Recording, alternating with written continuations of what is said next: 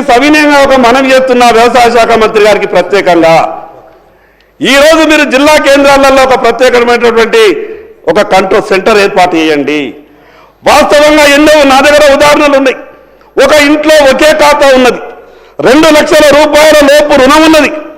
ఆ రైతు రుణం ఇంకా మాఫీ కాలేదు. కలెక్టర్ దగ్గరికి వెళ్తే కలెక్టర్ అంటున్నాడు నా దగ్గర ఏమీ లేదు అని, వ్యవసాయ శాఖ అధికారుల దగ్గరికి వెళ్తే వ్యవసాయ శాఖ అధికారులు అంటున్నారు నా దగ్గర ఏమీ లేదని. నేనేమంటున్నానంటే మీరు గొప్పగా అమలు చేస్తామంటున్నారు కాబట్టి ఆ విషయం మీద దృష్టి పెట్టండి, వాళ్ళు పడుతున్నటువంటి బాధను అర్థం చేసుకోండి, మిగతా విషయాలు ప్రభుత్వం నుంచి స్పష్టంగా జవాబు చెప్పాలని నేను ప్రయత్నం చేస్తున్నా అధ్యక్ష. నేను మిగతా విషయాల జోలికి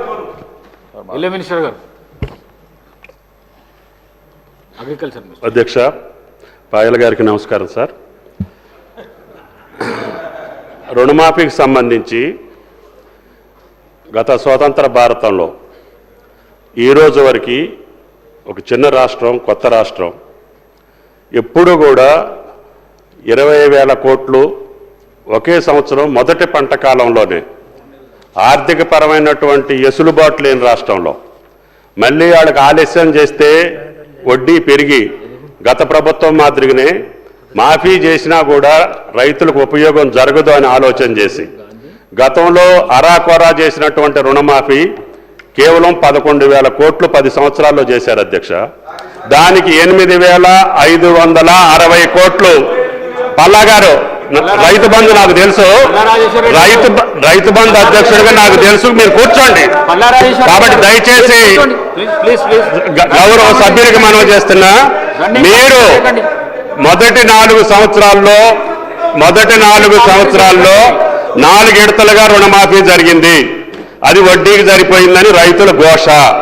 తర్వాత టర్మ్లో 5 సంవత్సరాలకి ఎన్నికల ముందు 3 నెలల ముందు మొదలుపెట్టి కేవలం 11,000 కోట్లు రిలీజ్ చేస్తే సగం మంది రైతులకు కాకపోతే ఆ భారాన్ని కూడా ఈ ప్రభుత్వమే భరాయించి ఆ ప్రభుత్వం పరిపాలించినటువంటి 5 సంవత్సరాల్లో తీసుకున్నటువంటి అప్పులు కూడా ఎంత ఉంటాయో లెక్క చేసి ప్రతి రైతుకి ఇవ్వాలనే సదుద్దేశంతో గౌరవ ముఖ్యమంత్రి గారు మొత్తాన్ని లెక్కగట్టాము.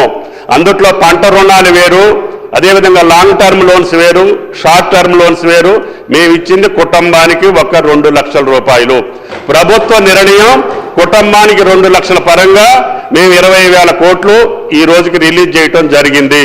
పాయల్ గారికి దయచేసి చెప్పేది ఏంటంటే భారతదేశ వ్యాప్తంగా ఒక్కసారి రుణమాఫీ జరిగింది అధ్యక్ష, అది మన్మోహన్ సింగ్ గారి యొక్క ఆధ్వర్యంలో.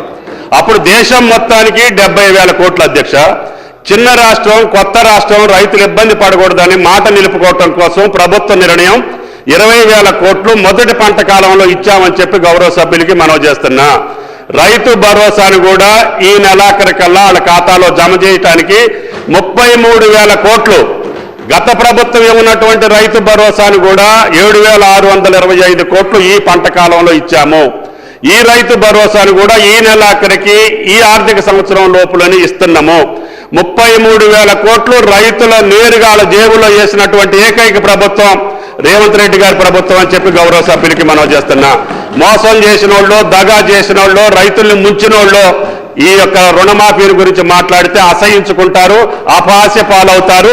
దయచేసి ఆ పార్టీలకి విజ్ఞప్తి, అటువంటి తప్పుడు మాటలు మాట్లాడొద్దని చెప్పి కూడా మీ ద్వారా గౌరవ సభ్యులకి మనం చేస్తాం.